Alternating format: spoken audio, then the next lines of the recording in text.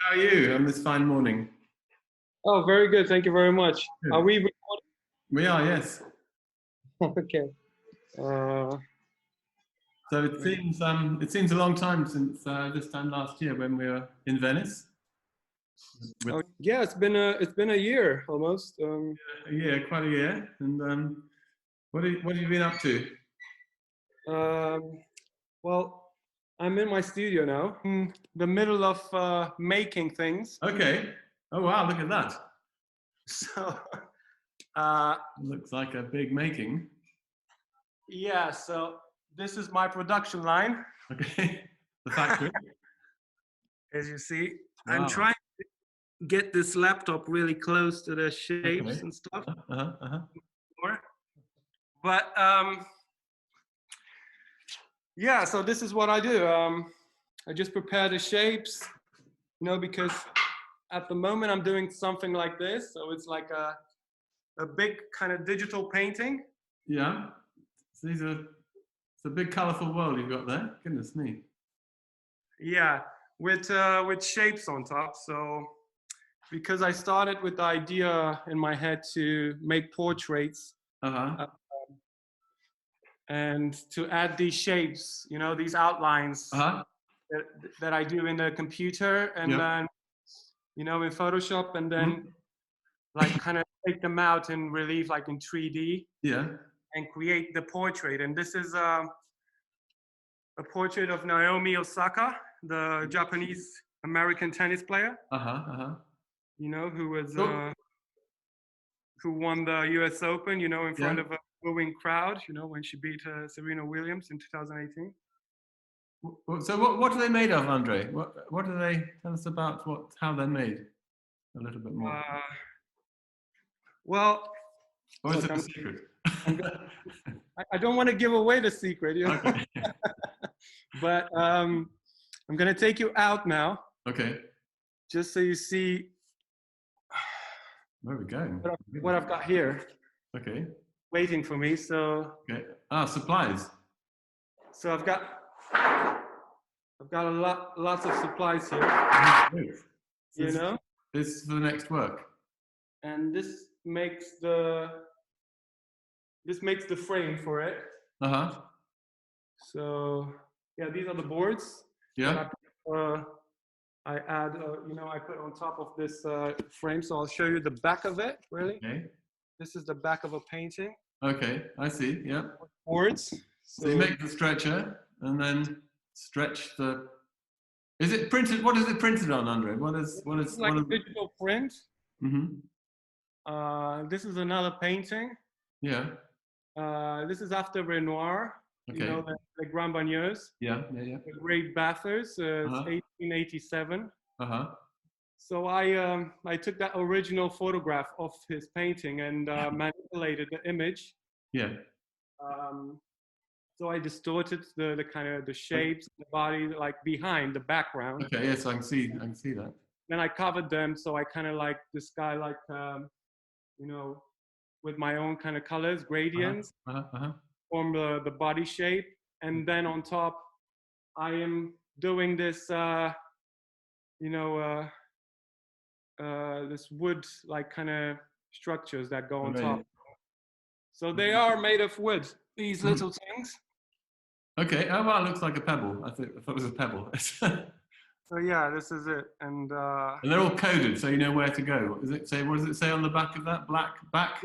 This says back top right. Okay. So I know for the next painting, because this has like lots of small ones. Okay. I just get them, I lose them. So I have to write to know where they go exactly on the painting. Yeah. So how many pieces on this new one? There's 62 of them. 62. Oh. Yeah, so I started this like working just on the shapes last week, and I start with, well, I start with projecting the image that I do in a program onto the boards. Okay. And boards like the wood boards that I have here somewhere. in the back there, Yeah. and I just draw the outline with the projector, and then And I you do all that in the same space? yeah yeah. So every time, it doesn't look like this all the time. Okay. I'm always shifting things, moving them. Like even now, I had to clean a little bit, just and put things around just to show you things. Okay. Yeah. Yeah. So yeah, then I cut the wood, out of the board. Mm-hmm. I cut it out, and then I start working on it, really, on each individual piece. It's yeah, it's like they go through 8 steps of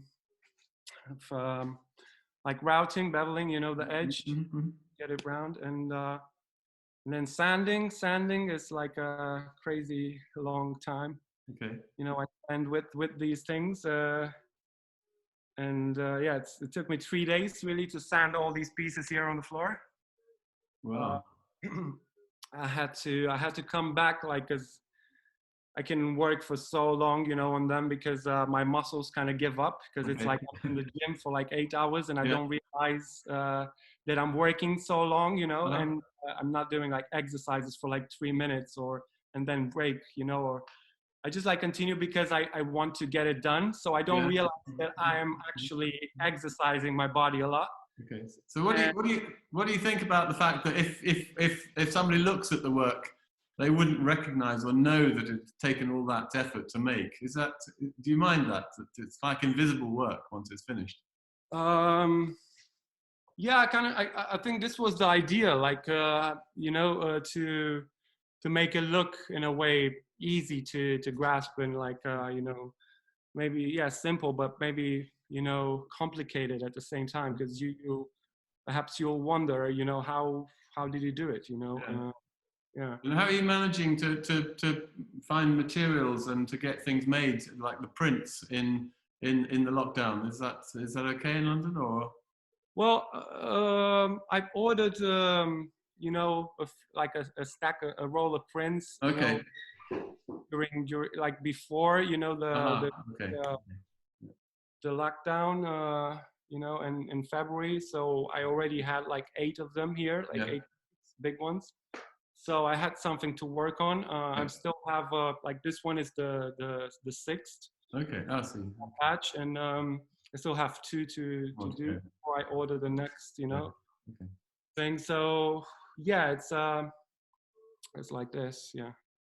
And what about your company in the studios? Do you have? It's a big studios you're working in. Is it a sort of typical London warehouse type place?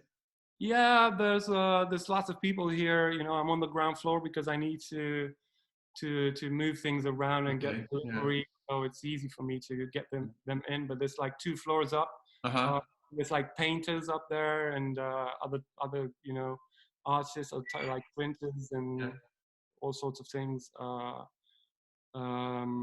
And here is mainly like, I saw some guys that are working with sculpture, like in steel, in wood, and all sorts of things, So it's good to have that contact with other artists, I guess. Yeah, it's okay. Some of them are here have been here for a long time, 5-10 years. Yeah. Oh, wow. Others are, I just met this, guy, Russell. He's moving out now, going to like a bigger place. So is yeah, I don't know. Was thinking maybe I need to move as well, so at some point, because I'm getting really like stuffed here with things. A lot of work there. You'll see. It's quite. Oh my goodness me! It's quite chock-a-block. Yeah, exactly. Look at this, and it's they need some space to breathe as well. I just noticed this print kind of like. I covered them. I think I did something wrong, but I covered them with like a foil of like plastic sheet, like a dust sheet. Yeah. So I covered them from the top. I should have had it like just here at the front, just covering just one, just the front paintings. Yeah. I covered them all, and I think it was like kind of hot at some point. Yeah. So I had the heater on, Mhm. but don't tell anyone because I'm not supposed to use heaters here. It got condensed in there, you know. So, so I think the print kind of, I don't know, wobbled, or I see it after I uncover them now. I don't know, but I think it's okay. But yeah, I need to be careful really how I protect them and look after them. Yeah. how I stock them really and storage them. So. Yeah. So how do they relate? Do you think they relate in any way to you know, the work you made in Venice, which is obviously quite different? It was a big inflatable, huge inflatable, actually. Yeah, the inflatables are in those suitcases up there on the metal. Oh yeah. I'm planning to, you know, to take them out and to open them and like cut them in, you know, in different shapes now and like make a you know, like a greater detail to them, you know, than because here now there were like just lines, you know, just like long kind of Tubes. Yeah. tubes. Yeah. And I just want to create these profiles that I showed you, you know, of like people. So I kind of like maybe create a portrait out of like a big tube. Okay, it's a big three-dimensional portrait. Wow. Yeah, just like that. But yeah, that would take a while to figure out, I guess, how to do it. I imagine. Yeah. Yeah, because it's more technical, you know, with the way you kind of sew things and how I cut the fabric. But let's see, I'll just start, you know, slowly with just making a few kind of simple shapes, I guess, kind of geometrical shapes. This is really how I arrived at this point, you know, with making portraits. It was like really from geometric shapes, you know, I made lots of those. And then from that kind of abstract kind of base, you know, I had, you know, I developed this kind of this style of like, hey, maybe I can do portraits now, you know. I was looking at Andy Warhol's, you know, portraits, and I liked one of his, you know, flower paintings, a Japanese flower called Kiku, and that was like it was painted right in the year when I was born, you know, 1983. So it was like it had like a rainbow kind of gradients on the background, and I love that. Well, that was the vibe, you know, of my year. Yes. So yeah, then I just you know, I looked at his like kind of lines that he had, you know, on top of his portraits. You know, there's this simple kind of gesture, and it's the way I tend to do as well. You know, make these lines, you know, in Photoshop really easily. Like I can finish a drawing maybe in 2 minutes, or you know, in less than a minute, or it can take me maybe days. You know, if it's something more complicated and I have to add color onto it, I come back and I change the colors of the lines. Even that's how I like. So these made in Photoshop or with lots of layers? Is that how? Well, this one was made in 3 programs because it has like 3D shapes. It was Cinema 4D. The figures, you know, the caricatures here, 2 things are made in Illustrator and Photoshop on top. Okay. You know, that kind of like merged all the layers together. Okay, yeah. And where I did also these lines, you know, the shapes that I was going to project and cut out. Okay, so they're all made in the program as well? Yeah. These are made in Photoshop. Okay. Yeah, these ones that I cut out. So, yeah, usually I take a photograph, you know, and work on top of the photograph, just like I did with Naomi, and then, you know, cover the photograph with these big. Why did you pick Naomi? Where did she come from? What was the reason for working with Naomi? What do you mean? Why did you choose Naomi? I like her personality, and you know, she's a very kind of sensitive kind of person. The way I saw in interviews, and way she was talking, and the fact that she had this history of where people didn't know exactly. I mean, still now they ask her, you know, and they sometimes they make, you know, rude comments or something. Concerning her history or her background, you know, what are you, American, Japanese? They don't know, you know. Okay, yeah. So she always has to kind of fight back and like tell people, you know, look, I was born in Japan, you know, Yeah. to a Japanese mother and a Haitian father, you know. He's like that. Yeah. So she also like then arrived to America, you know, which her mother's side didn't. Her parents, the parents of her mother's side, didn't want to have. I don't know.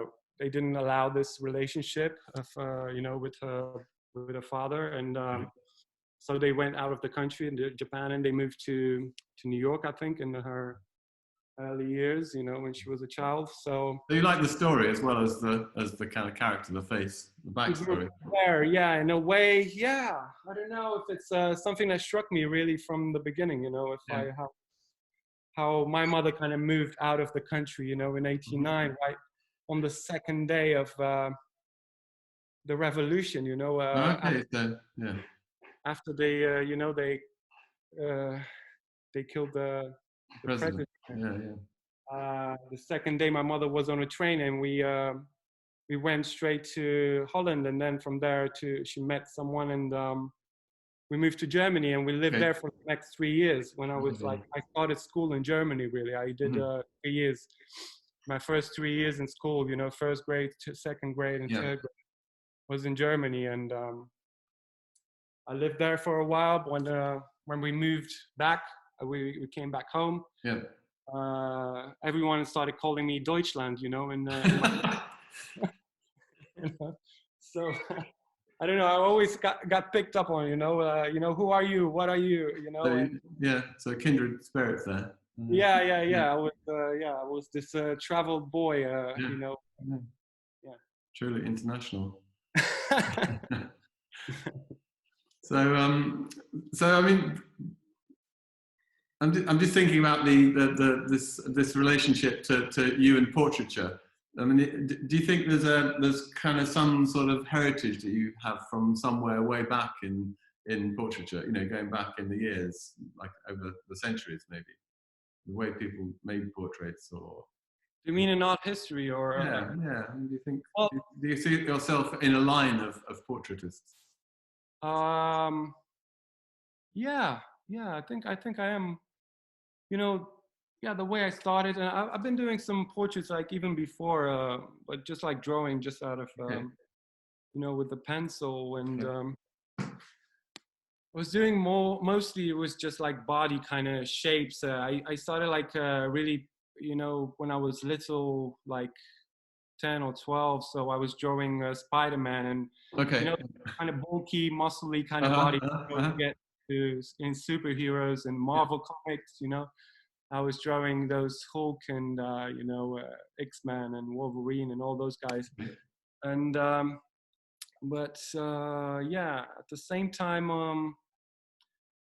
you know, I was also like from then on, like after a few years, like it kind of developed, and together with painting, you know, just painting all sorts of sceneries, you know, like cars or you know, outside streets and stuff, and buildings. You know, I was in architecture school, and for 3 years, and I did a lot of like kind of technical drawing of buildings, you know, of houses and stuff like that. So the line was always there. Like my line was going through stages of progress, you know, being kind of wobbly, then very technical, then kind of loose, and you know. They seem very precise. They seem very, very precise, and yeah, it's kind of planned, you know. I mean, it's not like, I mean, it shows a little bit of you know, the kind of loose type of line, you know. It's not like straight, because it's done in the program like really fast, you know. But then here it looks like it's very, I mean, it's very, how do you say, it's kind of planned in a way, so in architecture school, everyone kind of, when they saw my drawings, they said, what are you doing here? You are drawing very artistically, because I was starting the clouds, like very shapes, like crazy, like, Okay. very, very artistic, I guess. And adding cars to the scene, to the house, and adding lots of people Oh, wow. with hats, with I don't know what. And, they So say, oh, when was that? Was that pre Zaha Hadid or after? Or well, because it she was. started making buildings which were a little less traditional and were, yeah, just a bit more imaginative maybe. I wondered if you were influenced by her or whether you just came up with it. Right. I think during the time when I was in architecture school, there was a Frank Gehry that was blowing Uh-huh. up really big, and he was like one of my favorites. Okay. Um, but I like the Bilbao building that he did, the art Yeah. museum. Yeah. But I think, yeah, there were other people like Tadao Andor, Yeah. and Corbusier, they were like more, structuralist, kind of Yeah. purist kind of Yeah. shape. So do you think technology is something which interests you in terms of the way you make your work? I mean, these seem to be made using, computers and programs and digital printers. And I mean, how does this, I mean, and then there you are on the floor with these cutout shapes and your sandpaper, and it's a sort of combination of high tech and very, Yeah, I'm at a pineapple of technology. wow. So yeah, I'm using lots of tools, I guess, the new tools, the camera to photograph, Yeah. I guess this the laptop, to process the image, and then take it out with the projector, blow it up, Uh-huh. and then do my things with that projection, actually being able to cut out the things that I want and take them out like in 3D shape. So Uh-huh. it's like that, the David Hockney documentary, Secret Knowledge, that I think Uh-huh. it's out on YouTube. It was on BBC a few years back, where he's saying like artists in before 1850 or so, they Yeah. were, they had to paint realistic, so it was like Ingres or all those guys like Michelangelo, Caravaggio, Yeah. Yeah. or Van Eyck, and they were all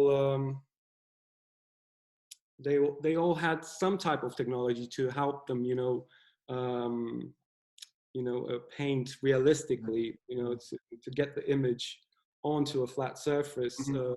what they were seeing in reality, so in front of them. So what they used was like a lens mirror, I guess, Okay. and that lens mirror was, it wasn't like he realized that there were lots of paintings that had, figures with that were left-handed. Their Okay. main, so all of them, like in a painting, all of them were like left-handed. So Yeah.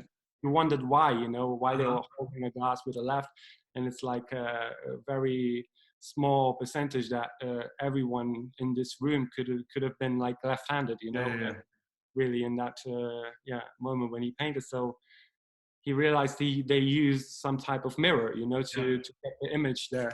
But that mirror was kind of elongating the shape. It was, like I said, it was creating some errors, some small errors, like the left-handed people. And, the body was like kind of lengthened also. Yeah. So then after 1850, when the camera arrived, the discovery of the this technological lens, where you can hold still a moment Yeah. in time. It changed everything. So people started distorting, I guess, painting, you know, like Manet, you know, the Impressionists, and everyone else. They couldn't paint realistically anymore, you know. So they had a hard time really to figure out what to paint now that we have the camera, you know, the photographs. So Renoir was really, when he came out in 1870 or so with his type of painting, like he was painting kind of light patches of light on people's you know, clothes or faces, body, you know. And the critics said, like, at the saloon, didn't like really accept his paintings. They said, oh, you're like, it's ugly, you know, you paint you don't paint very well. You need to paint like Courbet, you know. He's painting realistic, you know, like Ingres, you know. You need like Millet, you know. So after 10 years, after like Impressionists, when they got their work out more and more, there were like after that there was a bunch of them, you know. They formed a group, you know, with Monet, with others, Degas, and other people, you know. The critics realized that, oh, this is it's normal to happen. This is the trajectory in art, and also in the world today. The technology has developed, you know. So this is the new type of art. So they call this Impressionists because they took impressions of nature, of people, just like you know, a glimpse of a moment that was passing by wasn't real anymore. So I can see, Andrei, behind you, you've got a lot of books, and they look. I've just read 3 of the covers. You've got James Turrell there and Ellsworth Kelly, and yeah. Well, I just want to finish the story, because after this period, you know, when they got their name out, I just want to say the Impressionists, you know, the critics told them that, oh, your paintings now are beautiful. Yeah. And what Courbet and Millet were doing, you know, is ugly now. So the whole thing kind of changed 180 degrees. Like established painters, you know, they were considered kind of bad what they're doing, not in a trend anymore. And the new guns were like, okay, you know, this is beautiful now, you know. So yeah, this was the story about the Impressionists. But yeah, sorry, what were you saying? I was just saying that, just reading some of the spines of the books, you've got Ellsworth Kelly, James Turrell, and some other books which they seem quite eclectic. And I was just wondering where you draw your kind of, like, what are you looking at when you're thinking about art? Are there any particular things that your favorites? I guess I mean, a little bit of everything, you know. So, a little bit of everything, yeah. It's everyone. I mean, I like James Turrell, you know, spatial kind of you know, environments that he creates, and I guess he's got like a you know, a feel for color. Yeah. So that's what I like the most. I think what got me out of architecture school was color. Yeah. So because I like color so much, I mean, I pursued this path of like color. You're certainly in a very colorful world there. Yeah. So then I arrived in England, and I did art school in Ipswich, and for 3 years, and then fine art with architecture together kind of make sculpture, you know. So yeah. I did my main sculpture, you know, in London now. So yeah, it's a kind of soft spot, you know. It's there somewhere in the middle of everything, I guess. It's conjuring up all these worlds. And I'm slightly aware, Andrei, of our half an hour Zoom slot, but I was just wondering, do you think, I mean, we're living in a very strange place at the moment with this corona thing going around, and everyone's isolating, and it's kind of a little bit gloomy out there, or it could be very gloomy, but your paintings seem to be very bright and exuberant, and maybe slightly, there's a kind of utopian fantasy maybe. I mean, do you think you're trying to lighten the mood of the world with your work? Yeah, I you know, I'm reading Plato, The Republic now, and what they say about it, what I found whilst reading it's you you know, he makes like the state up. It's like the beginning of how a state was built. Yeah. In Athens, you know, ancient, it was like 300 years, 350 years before Christ, you know, and he's putting up all the bits, you know, that form the state. So he's talking about, you know, okay, so what do we need to make this happen, you know? So we need food, we need house to live, and whatever. We need someone to, you know, control our supplies, you know. So he said, okay, so it's a worker, you know, a builder, someone like that's a food manufacturer, you know, agriculture, and also someone that's, you know, does accounting or something. So then he figured out, okay, this develops, there's lots of people that need things, so we need to make it bigger. So then there's lots of people that need to get involved, and everyone has like a sort of task. So they all have like different tasks in this part, you know, in this plan. So this is how like he forms this kind of utopic state, but that really kind of forms like it's made to. I mean, he's you know, he's describing the way really Athens, or you know, was built, and slowly how you know, a ruler needs to be a philosopher king. So he can he doesn't attack his own people, so he attacks only the enemy, you know, when it's war or something. So yeah, this utopia, I think is I think I am creating a sort of utopia, you know, for myself, or you know, for the people that see it. I guess it's my own world, and together with the things that I am, you know, taking in from the world, you know.